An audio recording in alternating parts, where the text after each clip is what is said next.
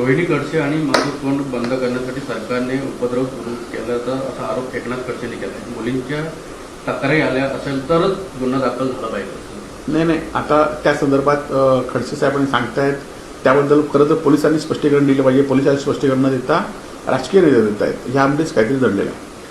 मनसे युती इंडिया आघाडीबाबत उद्धव ठाकरे यांनी मोठं वक्तव्य केलंय. मनसेसोबतच्या युतीसाठी तिसऱ्याची गरज नाही आणि निर्णय घेण्यासाठी दोघेही भाऊ खंबीर असल्याचं ठाकरेंनी म्हटलं. नाही, उद्धवजींची भूमिका स्पष्ट सांगितलेली आहे. ते योग्य निर्णय घेतील आणि ते दोघेही सक्षम आहेत. जनभावनेमुळे धनंजय मुंडेंचा राजीनामा घेतला असं म्हटलं जातं. धनंजय मुंडेच्या राजीनाम्यासाठी केंद्रातून दबाव नव्हता.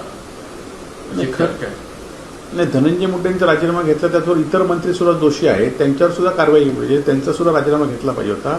धनंजय मुंडे हे राजकारणाचे बळी ठरलेले आहेत असं माझं मत आहे.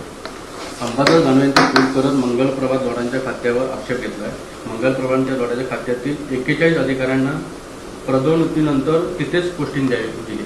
नाही, ह्या सगळ्या खात्यामध्ये ज्यांची बदली होतात, बढती होतात, ज्यांना मलाईची खाती मिळतात, हे कुठल्या तरी मंत्र्याची अधिकाऱ्यांची संगत असल्याशिवाय हे होत नाहीत आणि त्यामुळे त्याची चौकशी झाली पाहिजे. एक मत होतं, एकनाथ शिंदेंच्या कुटुंबातील एका सदस्याला ईडीची नोटीस गेल्याचा रोहित पवारांनी आरोप केला, तर शिंदेंच्या सर्व मंत्र्यांना इन्कम टॅक्सची नोटीस गेल्याचा आरोप देखील रोहित पवारांनी केला. नाही, आता खरं तर त्या दिवशी संजय शिरसाट यांनी स्पष्ट सांगितलं की मलाच इन्कम टॅक्सची नोटीस आली आहे, माझ्यासह अनेक मंत्र्यांना नोटीस असं संजय शिरसाट. त्यामुळे त्या नोटीस आल्यात, त्या नोटीसींना भाजप दबाव तंत्राचा वापर करत असेल. उद्धव ठाकरेंना धनुष्यबाण मिळण्याची शक्यता वाढलेली आहे. आमचीही त्याच दिशेने वाटचाल सुरू आहे. आम्हालाही घड्याळ मिळण्याची शक्यता असल्याचं रोहित पवार. निश्चितपणे चिन्ह आमचंच आहे, ते आम्हाला मिळालं पाहिजे.